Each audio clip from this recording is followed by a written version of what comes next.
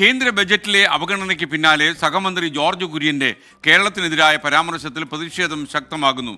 കേരളത്തെ ദരിദ്രമാക്കണമെന്നാണോ കേന്ദ്രമന്ത്രിമാർ ആഗ്രഹിക്കുന്നതെന്ന് CPM സംസ്ഥാന സെക്രട്ടറി MV ഗോവിന്ദൻ ഇന്ന് ചോദിച്ചു. ജോർജ് കുര്യൻ മാപ്പ് പറയണമെന്ന മന്ത്രി PA മുഹമ്മദ് റിയാസും ജോർജ് കുര്യൻ രാജിവെക്കണമെന്ന പ്രതിപക്ഷ നേതാവും ഇന്ന് ആവശ്യപ്പെട്ടുവെന്ന് മറ്റൊരു വാർത്ത. ബജറ്റിനെ ന്യായീകരിച്ച കേന്ദ്രമന്ത്രി സുരേഷ് ഗോപിയും ഇന്ന് രംഗത്ത് വന്നത് കൗതുകമായി. കേരളം വയനാട് വിഴിഞ്ഞം ഉൾപ്പെടെയുള്ള പാക്കേജുകൾക്കായി ആവശ്യപ്പെട്ടത് 24,000 കോടി രൂപ. ഒന്നും കിട്ടിയില്ല. വൻകിട പദ്ധതികളും കേരളത്തിനില്ല. ഈ സാഹചര്യത്തിലാണ് ബജറ്റിനെതിരെ CPIM-ഉം കോൺഗ്രസും വിമർശനവുമായി രംഗത്തെത്തിയത്. ബജറ്റിനെ ന്യായീകരിക്കാൻ ജോർജ് കുര്യൻ നടത്തിയ പരാമർശവും വിവാദമായി. കേരളം പിന്നോക്കമെന്ന് പ്രഖ്യാപിച്ചാൽ കൂടുതൽ സഹായം നൽകാമെന്നായിരുന്നു കേന്ദ്ര സഹമന്ത്രിയുടെ പരാമർശം. പരാമർശത്തിനെതിരെ ശക്തമായ വിമർശനമാണ് ഉയരുന്നത്.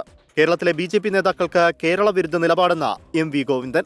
കേരളത്തിനെതിരായിട്ടുള്ള ബഡ്ജറ്റ് അവതരിപ്പിക്കുക, എന്നിട്ട് കേരളം എന്തെങ്കിലും ആനുകൂല്യം കിട്ടണമെങ്കിൽ കേരളം ദരിദ്രമാവണം, അങ്ങനെ ദരിദ്രമാവട്ടെ എന്ന കേരള വിരുദ്ധ സമീപനം സ്വീകരിക്കുക. അത്തരം സമീപനം സ്വീകരിക്കുന്ന BJP അതുപോലെ തന്നെ നേതാക്കൾ, മന്ത്രിമാർ ഉൾപ്പെടെയുള്ളവരെ ജനങ്ങൾ കൃത്യമായി മനസ്സിലാക്കി വിശകലനം ചെയ്യും. കേന്ദ്രത്തിനു മുന്നിൽ പിച്ചുചട്ടിയുമായി നിൽക്കാൻ കേരളത്തിന് സൗകര്യമില്ലെന്ന് മന്ത്രി PA മുഹമ്മദ് റിയാസ് പറഞ്ഞു. BJP ഭരിക്കുന്ന സംസ്ഥാനങ്ങളുടെ നിലയിലേക്ക് താഴാനല്ല കേരളം ഉദ്ദേശിക്കുന്നതെന്ന് MP രാജേഷ്. കേരളം ഈ മികവ് നിലനിർത്താനാണ് ശ്രമിച്ചുകൊണ്ടിരിക്കുന്നത്. അല്ലാതെ BJP ഒക്കെ ഭരിക്കുന്ന സംസ്ഥാനങ്ങൾ അവരുടെ നിലവാരത്തിലേക്ക് എത്താനല്ല, അവരുടെ സ്ഥിതിയിലേക്ക് താഴാനല്ല. കേരളം കൂടുതൽ അന്താരാഷ്ട്ര നിലവാരത്തിലേക്ക് ഉയരാനാണ് ശ്രമിച്ചുകൊണ്ടിരിക്കുന്നത്. അതാണ് ജോർജ് കുര്യൻ മനസ്സിലാക്കേണ്ടത്. ജോർജ് കുര്യന്റെ പ്രസ്താവന കേരളത്തെ അപമാനിക്കുന്നതെന്ന് പ്രതിപക്ഷ നേതാവ്. പ്രസ്താവന പിൻവലിച്ച കേന്ദ്രമന്ത്രി ജോർജ് കുര്യൻ മാപ്പ് പറയണമെന്ന് രമേശ് ചെന്നിത്തല ആവശ്യപ്പെട്ടു. ജനങ്ങൾ പ്രതീക്ഷിച്ച എന്താണ്?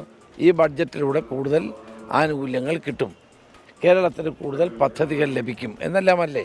പക്ഷേ ഈ ബഡ്ജറ്റ് വന്നു കഴിഞ്ഞപ്പോൾ ഒരു കാര്യം വ്യക്തമായി, കേരളത്തിന് ഒരു അവകാശം ചോദിക്കാൻ പോലും കഴിയില്ല എന്ന നിലയിലാണ് മന്ത്രിമാർ സംസാരിക്കുന്നത്.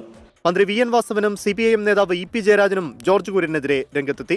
ഇതിനിടെ ബജറ്റിനെ പിന്തുണച്ചും കേരളത്തെ വിമർശിച്ചും കേന്ദ്രമന്ത്രി സുരേഷ് ഗോപി രംഗത്തെത്തി.